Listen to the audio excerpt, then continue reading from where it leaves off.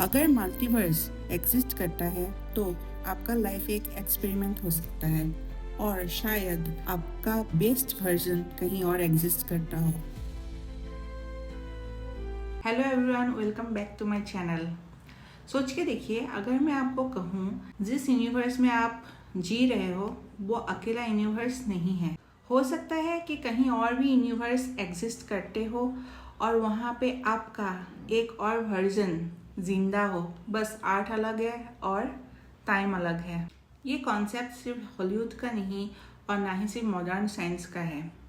शायद हमारे इंडियन पुराण्स ने हजारों साल पहले ही इस आइडिया को दे दिया था। पर सच क्या है, आज हम मीथ एंड साइंस के बीच का एक हिडन रियलिटी एक्सप्लोर करेंगे। मॉडर्न फिजिक्स के अकॉर्डिंग यूनिवर्स शायद अकेला नहीं है और इसके लिए उन लोगों ने 3 मेजर आइडिया प्रपोज किया है। सबसे पहला क्वांटम फिजिक्स से many world theory.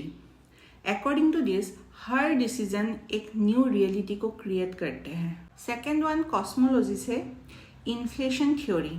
According to it big bang के बाद मल्टीपल यूनिवर्स क्रिएट हो सकता है। Then third one is string theory. According to this हमारे यूनिवर्स के बियॉन्ड एक्स्ट्रा डायमेंशन हो सकता है। इसमें हम लोग को एक इम्पोर्टेंट चीज़ पॉइंट आउट करना चाहिए कि मल्टीवर्स अभी भी एक थ्योरी है। इसका कोई प्रैक्टिकल प्रूफ अभी तक हम लोगों को दिया नहीं गया है। पर इंटरेस्टिंग बात यह है कि जहाँ मॉडर्न साइंस अभी उस डायरेक्शन में सोच रहे हैं, हमारे एंशिएंट इंडियंस जो भी लोग थे या जो भी पुराण्स थे, टेक्स्ट बुक्स थे, उन लोगों ने इस कॉन्सेप्ट को हजारों साल पहले ही दे दिया था। इंडियन स्क्रिप्चर्स में यूनिवर्स को कहा गया है ब्रह्मांड और उन सब में एक बहुत ही इम्पोर्टेंट वर्ड यूज होता है अनेक ब्रह्मांड, मीन्स मल्टीवर्स। जैसे कि विष्णु पुराण और ब्रह्मांड पुराण में अनेक ब्रह्मांड का कॉन्सेप्ट मिलता है। इन सब में एक सिंबॉलिक आइडिया ये है कि हर ब्रह्मांड का एक ब्रह्मा होता है। Brahma means creator. इसका और भी आप लोगों को एग्जाम्पल मिल जाएगा, जैसे कि श्रीमद् भागवत में बोला गया है, in the cosmic body of Vishnu countless universe exist. Then आप विष्णु पुराण को उठा लीजिए, वहाँ पे भी लिखा हुआ है universe is innumerable like particles of dust in a beam of sunlight. Bhagavat Purana में मेंशन है जब ब्रह्मा विष्णु से मिलने गए थे तो उन्होंने काउंटलेस ब्रह्मा अलग अलग यूनिवर्स से देखा था। तो इन सब टेक्स्ट बुक से एक मैसेज क्लियरली हम लोगों को मिलता है कि एंशिएंट इंडियंस यूनिवर्स को इनफाइनाइट मानते थे।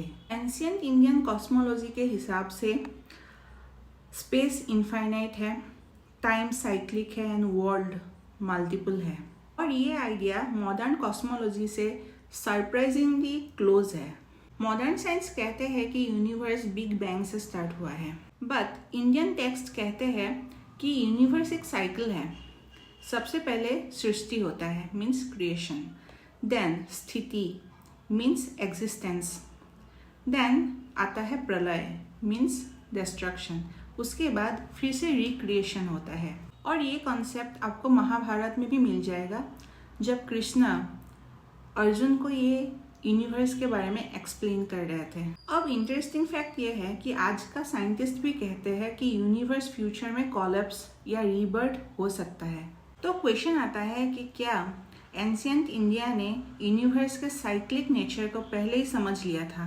बट यहाँ पे भी मैं आपको एक इम्पोर्टेंट क्लियरिटी देना चाहूँगी कि इंडियन पुराण साइंटिफिक टेक्स्ट बुक नहीं है। वो सब सिंबॉलिक एंड फिलोसॉफिकल लैंग्वेज में लिखा गया था। पर जब हम उन्हें मॉडर्न साइंस के लेंस से देखते हैं तो सरप्राइजिंगली बहुत सारे कॉन्सेप्ट फेमिलियर लगते हैं, like infinite universe, cyclic time, multiple world, then vast cosmic scale. ये सब बातें मॉडर्न साइंस एंड स्पिरिचुअलिटी के बीच में एक ब्रिज क्रिएट करते हैं। सोच के देखिए, अगर एंशिएंट इंडिया यूनिवर्स को इनफाइनाइट मानता था और मॉडर्न साइंस भी उसी कंक्लूजन में आ रहे हैं, तो फिर यहाँ पे एक क्वेश्चन रेज होता है कि क्या साइंस फ्यूचर है या एंशिएंट विजडम का कमबैक है?